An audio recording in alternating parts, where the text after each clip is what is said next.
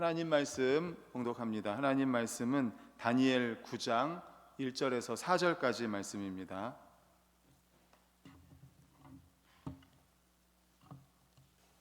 다니엘 9장 1절에서 4절까지 말씀. 제가 가진 구약 성경은 1248페이지에 있습니다.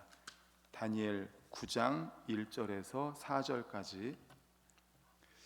우리 다 같이 읽겠습니다. 시작. 메대 족속 아하수에로의 아들 다리오가 갈대아 나라 왕으로 세움을 받던 첫 해, 곧 그 통치 원년에 나 다니엘이 책을 통해 여호와께서 말씀으로 선지자 예레미야에게 알려주신 그 연수를 깨달았나니 곧 예루살렘의 황폐함이 70년 만에 그치리라 하신 것이니라.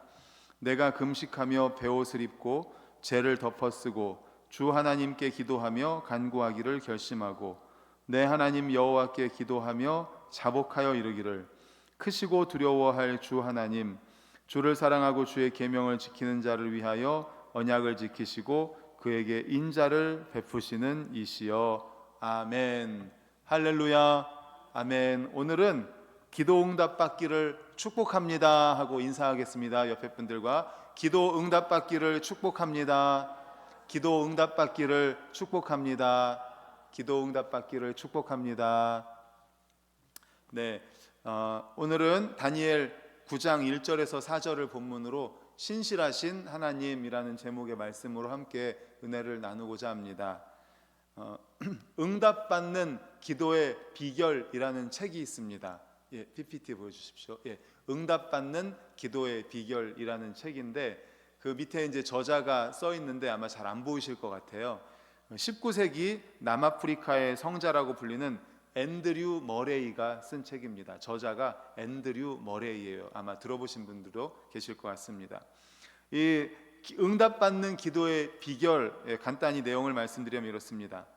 우리가 몸과 마음을 열고 하나님의 거룩하신 임재 속에 나타나는 강력하고 무한한 능력을 끝없이 받아들인다면 무엇을 구하든지 하나님이 들어주신다는 믿음이 자라게 된다. 그 믿음은 우리가 하나님과 친밀하게 사귀며 살아갈 때 생겨나는 영적인 축복이다. 또 이 믿음은 영적인 습관이다 라고 가르쳐 줍니다.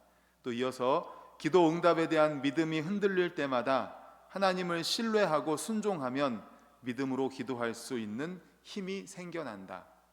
그리고 우리 안에 하나님이 충만히 임하셔서 믿음 있는 기도를 할 수 있도록 안내한다 라고 이 응답받는 기도의 비결에서 설명을 하고 있습니다. 그래서 오늘 말씀 시작하기 전에 어떻게 인사했죠? 기도 응답받기를 축복합니다. 기도 응답에 대한 말씀이에요. 그래서 이 책의 내용도 소개했고요. 그 다음 PPT를 한번 보여주십시오. 이분이 누구일까요?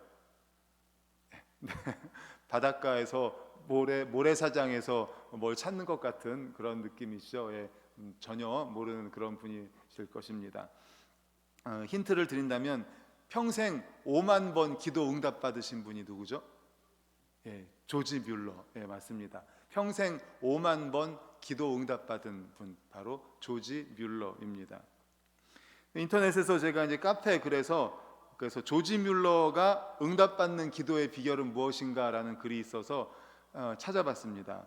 그러니까 조지 뮬러가 어떻게 평생에 5만 번씩이나 기도 응답을 받았을까 했을 때 조지 뮬러는 어떻게 기도했는가 해서 100가지를 이렇게 쭉 써놨더라고요. 다는 못 읽어드리지만 몇 가지만 읽어드리면, 첫 번째는 원하는 것을 솔직하게 구하십시오. 이제 조지 뮬러의 기도의 특징을 설명하는 거예요. 원하는 것을 솔직하게 구하십시오. 두 번째는 성급한 태도를 버리십시오.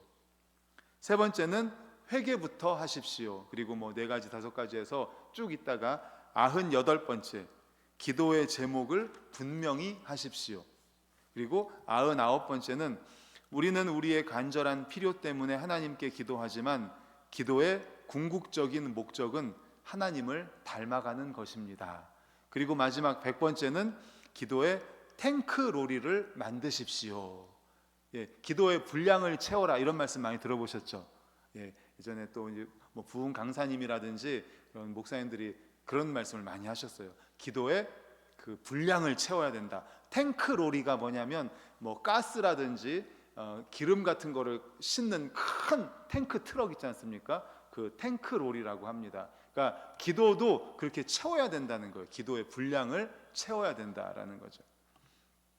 이외에도 기도 응답에 관한, 정말 기도 응답 이렇게 치면은 서점에도 수많은 책이 있고 인터넷에도 보면요 정말 많은 글들이 있습니다. 기도 응답에 관한 책, 글이 왜 이렇게 많을까요?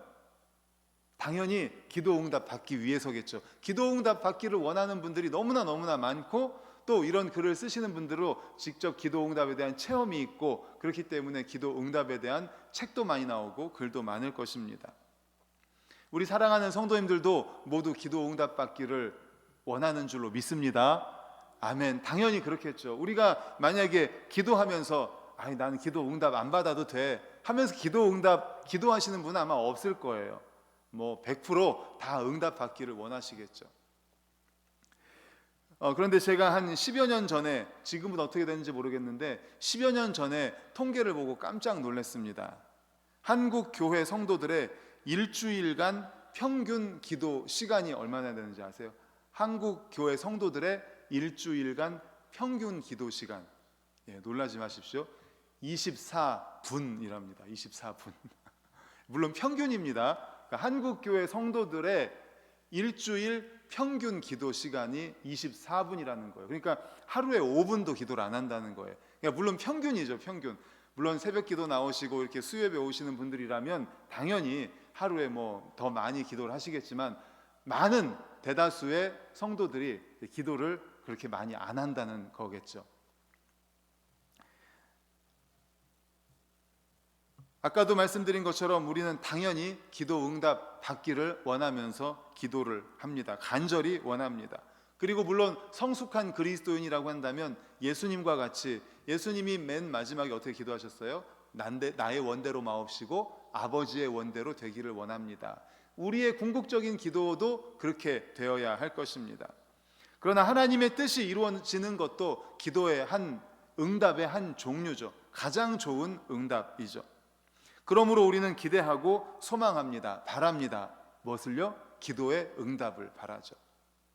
그래서 많은 응답받는 기도의 비결이 있지만, 오늘 본문을 기초로 해서 우리는 어떻게 기도하면 응답받을 수 있는지를 오늘 본문을 통해서, 다니엘의 기도를 통해서 함께 살펴보려고 합니다. 본문 2절을 우리 화면을 보고 같이 읽겠습니다. 시작. 곧 그 통치 원년에 나 다니엘이 책을 통해 여호와께서 말씀으로 선지자 예레미야에게 알려주신 그 연수를 깨달았나니 곧 예루살렘의 황폐함이 70년 만에 그치리라 하신 것이니라. 아멘. 다니엘이 책을 통해서, 예레미야 선지자가 쓴 책을 통해서 그 연수를 깨달았다. 그거 뭐냐 하면은 남유다 백성들이 바벨론에 멸망하면서 포로로 끌려갔지 않습니까? 그러면서 몇 년 만에 돌아오게 하겠다고 하나님이 말씀하셨어요? 70년. 70년 만에 돌아오게 하겠다는 게 예레미야의 서책에 나와 있습니다. 이제 다니엘이 그 예레미야에게 알려주신 그 연수 70년을 깨달았다는 거예요.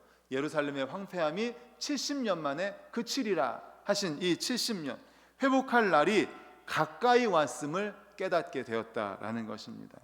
그러니까 그는 예레미야 선지자를 통해 기록된 하나님의 말씀을 보면서 선민을 향한 하나님의 뜻을 깨닫게 된 것입니다. 이어서 3절을 읽겠습니다.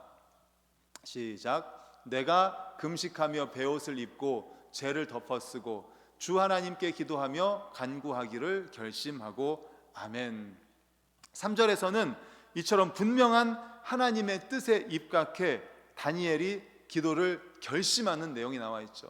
내가 이제 금식하고 베옷을 입고 죄를 덮어쓰고 하나님께 기도하며 간구하기를 결심했다라는 겁니다. 아마도 다니엘은 그 아까 예레미야의 서책 70년이라고 나와 있던 그 예레미야의 책에서 그 기간에 대해서 예언을 알지 못한 듯 합니다. 그런데 이제 그 책을 보고 나서 비로소 선민의 포로 기간에 대하여 깨닫게 된 것입니다. 그리고 다니엘은 이처럼 선민의 포로 기간에 대해서 깨닫게 되자 즉시로 하나님께 선민의 회복에 대하여 기도하기 시작합니다. 우리 1절을 이어서 읽겠습니다. 시작. 메대 족속 아하수에로의 아들 다리오가 갈대아 나라 왕으로 세움을 받던 첫 해. 다리오 원년이라고 하죠. 다리오가 갈대아 나라 왕으로 세움을 받던 첫 해, 다리오 왕 원년. 원년은 선민이 처음 포로된 때로부터 70년이 거의 다 찬 해였던 거예요. 이제 곧 70년이 다 된다. 거의 70년이 찼다는 거예요. 그러므로 다니엘은 하나님의 말씀, 곧 하나님의 약속의 근거에서 선민의 회복을 위하여 하나님께 기도한 것입니다. 다니엘의 삶의 가장 두드러진 특징은 철저하게 하나님의 말씀을 좇아서 살았다는 겁니다. 그렇기에 그는 기도할 때 철저하게 하나님의 말씀을 근거로 해서 기도했음을 믿으시기를 간절히 축원합니다. 아멘. 그래서 우리는 기도할 때 무엇을 근거로 해서 기도해야 돼요? 말씀을 근거로 해서, 하나님의 말씀을 기초로 해서 말씀을 붙잡고 기도해야 한다는 겁니다. 그는 예레미야의 편지를 읽기 전에도 이스라엘 백성들, 선민을 위해서 기도했겠지만 예레미야의 편지를 읽은 후에는 선민의 회복의 때가 가까웠음을 알고 구체적으로 이제 회복을 위해 기도한 거예요. 다리오 왕 원년은 70년이 거의 가까이 된 해였다는 거예요. 예레미야의 서책에 보니까 남유다 백성들 하나님께서 70년 만에 회복시킬 것이다 라고 약속하셨어요. 그런데 지금 다리오 왕 원년이 보니까 70년이 거의 다 된 거예요. 그러니까 이제 말씀을 붙잡고 이제 70년이 거의 다 됐으니 금식하며 베옷을 입고 회개하면서 주님, 이제 이스라엘 백성들을 다시 회복시켜 주시옵소서라고 말씀을 붙들고 기도하겠다는 거죠.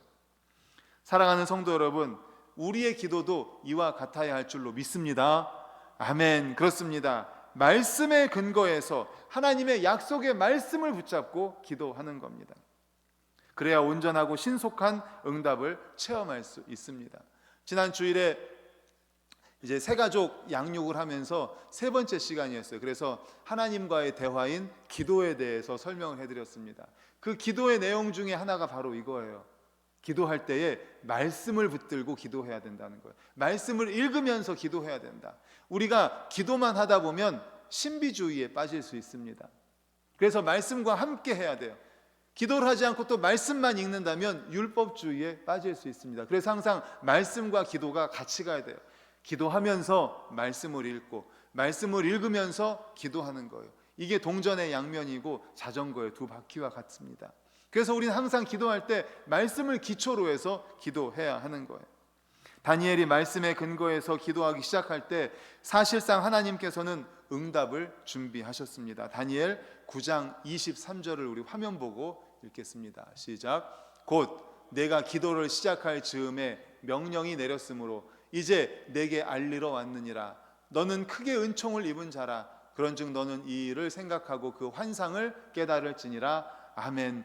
첫 번째 줄에 뭐라고 써 있습니까? 내가 기도를 시작할 즈음에 명령이 내렸다. 기도를 시작할 즈음에 명령이 내렸다. 그러므로 우리가 응답받기를 원한다면 말씀에 초점을 맞추어야 합니다.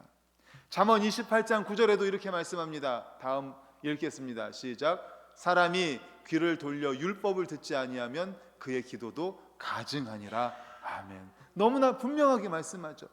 귀를 돌려서 율법을 듣지 않으면, 하나님의 말씀을 듣지 않고서 기도하면 그의 기도 가증하다. 우리 항상 말씀을 들으면서, 말씀을 읽으면서, 말씀을 가지고 기도를 해야 된다는 거예요. 실로 우리의 기도가 연락되는 기도, 하나님의 뜻에 합당한 기도로 올려지길 바란다면 어떻게 해야 되겠습니까? 하나님의 말씀에 기초하여서 말씀을 붙들고 기도하는 성도님들 되시기를 간절히 축원합니다. 아멘. 그래서 우리가 항상 말씀을 받고 기도하잖아요. 말씀을 받고 받은 말씀을 가지고 기도하는 거예요. 그래서 성경을 읽고 그 읽은 말씀을 가지고 기도하는 거예요. 약속의 말씀을 붙잡고 하나님 이렇게 약속하셨으니 응답하여 주시옵소서. 또는 이런 말씀을 가지고 제가 기도하오니 저에게 용기를 주시옵소서. 주님 도와주시옵소서. 이렇게 말씀을 붙들고 기도하는 겁니다. 그렇다면 왜 말씀에 근거해서 기도해야 될까요? 그것은 그 말씀을 하신 하나님이 어떤 분이신지를 안다면, 말씀을 하신 하나님이 어떤 분이신지를 한다면 우리가 말씀의 기초에서 말씀에 근거해서 기도해야 될지를 알게 됩니다. 우리 4절을 다시 한번 읽겠습니다. 4절 시작. 내 하나님 여호와께 기도하며 자복하여 이르기를 크시고 두려워할 주 하나님, 주를 사랑하고 주의 계명을 지키는 자를 위하여 언약을 지키시며 그에게 인자를 베푸시는 이시여. 아멘. 여기서 다니엘은 자신이 기도하는 대상을 특별히 첫 번째 줄에 뭐라고 되어 있어요? 내 하나님 여호와께 기도하여. 누구한테 기도한다고요? 내 하나님 여호와께 기도한다라고 이렇게 말씀을 하고 있습니다. 우리는 이에 대해서 너무 당연한 거 아닙니까, 목사님? 내 하나님 여호와께 기도하는 게 당연한 게 아닙니까? 라고 생각할 수 있습니다. 왜냐하면 이스라엘 백성들이 섬기는 하나님이고 다니엘도 또한 예외가 아니기 때문이죠. 그런데요, 여호와라는 말, 내 하나님 여호와께 할 때 그 여호와를 다니엘서 전체에 오직 지금 읽고 있는 9장에만 8번 나온다는 거예요. 특이하지 않습니까? 다니엘서 전체 가운데 여호와가 군데군데 나온 게 아니라 이 9장 안에만 8번 나온다는 거예요. 한두 번도 아니고 8번씩이나 나온다는 건 이건 정말 특별한 거죠. 매우 특별한 일입니다. 이렇게 다니엘이 다른 부분에서는 하나님을 그냥 하나님이라고 했어요. 그런데 이 9장에서만 여호와 하나님, 내 하나님 여호와, 이렇게 여호와라는 말을 사용하고 있다는 것이죠. 그 이유가 있습니다. 그것은 자신이 기도하는 대상이 누구인지를 명확하게 보여주기 위해서라는 거예요. 내가 지금 다니엘이 지금 누구한테 기도하고 있어요? 내 하나님 여호와. 저는 여호와 하나님한테 기도합니다. 여호와 하나님, 하나님은 여호와십니다. 여호와라는 말을 지금 강조하고 있는 거예요. 여호와라는 말이 출애굽기 3장 15절에 처음 나오는데 우리 출애굽기 말씀 다 같이 화면 보고 있습니다. 시작. 하나님이 또 모세에게 이르시되 너는 이스라엘 자손에게 이같이 이르기를 너희 조상의 하나님 여호와 곧 아브라함의 하나님, 이삭의 하나님, 야곱의 하나님께서 나를 너희에게 보내셨다 하라. 이는 나의 영원한 이름이요 대대로 기억할 나의 칭호니라. 아멘. 여호와라는 이 칭호는 하나님께서 모세에게 처음 계시하여 주신 이름입니다. 자존자, 스스로 있는 자, 나는 스스로 있는 자다라는 뜻이죠. 그리고 구약 성경에서 여호와라는 이름은 언약의 신실하신 하나님의 면모를 특별히 부각시킬 때 사용되는 호칭입니다. 그러니까 여호와라고 한다면 이스라엘 백성들은 언약의 신실하신 하나님. 지금 이 말씀에도 보면요, 하나님 여호와, 아브라함의 하나님, 이삭의 하나님, 야곱의 하나님 많이 들어보셨죠? 왜 이런 말을 쓰냐면요, 아브라함의 하나님, 이삭의 하나님, 야곱의 하나님은 언약의 하나님이라는 뜻이에요. 언약, 약속을 먼저 하시는 하나님, 그리고 약속을 지키시는 하나님이라는 뜻으로 아브라함의 하나님, 이삭의 하나님, 야곱의 하나님 이런 말을 쓰는 거예요. 그러니까 여호와라고 한다면 약속에 신실하신 분이다라는 거죠. 이것은 하나님께서 당신의 백성들과 더불어 맺은 언약을 성실하게 지키시는 분이다라는 의미입니다. 과거 하나님께서 모세를 보내서 애굽에 있는 이스라엘 자손을 구출하신 것은 뭡니까? 아브라함에게 주신 언약에 따른 것입니다. 하나님께서는 아브라함과 언약을 세우실 때에 그의 자손들이 이방의 객이 되어서 400년 동안 괴로움을 당하다가 약속의 땅으로 돌아오게 될 것이라고 약속하셨죠. 창세기에 보면 아브라함에게 이렇게 약속하셨어요. 내 자손들이 이제 이방의 객이 되어서 400년 동안 있다가 약속의 땅으로 다시 오게 될 것이다 라고 하나님께서 아브라함에게 약속하셨습니다. 먼저 약속하셨어요. 그 약속을 성실하게 지키시죠. 모세를 통해서 출애굽해서 결국 가나안 땅까지 가게 하지 않습니까? 그러한 이유로 바로 여호와라는 칭호는 이스라엘 백성들에게 어떤 칭호로 인식이 되었어요? 여호와라고 하면 뭐예요? 약속에 성실하신 하나님, 약속에 신실하신 하나님, 약속을 잘 지키시는 하나님. 우리 다시 한번 4절을 읽어볼까요? 4절 다시 시작. 내 하나님 여호와께 기도하며 자복하여 이르기를 크시고 두려워할 주 하나님, 주를 사랑하고 주의 계명을 지키는 자를 위하여 언약을 지키시고 그에게 인자를 베푸시는 이시여 아멘.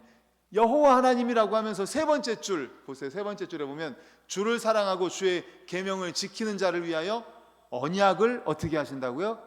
지키시고, 언약을 지키시고 인자를 베푸신다. 언약을 지키시는 하나님, 약속을 지키시는 하나님, 약속에 신실하신 하나님, 약속에 성실하신 하나님, 바로 여호와 하나님이라는 거예요. 과거 예레미야를 통해 말씀하신 바 선민 회복 언약을 반드시 확실히 신실하게 이루실 것을 염원하는 마음으로 다니엘은 여호와 하나님 이렇게 기도하고 있는 거죠.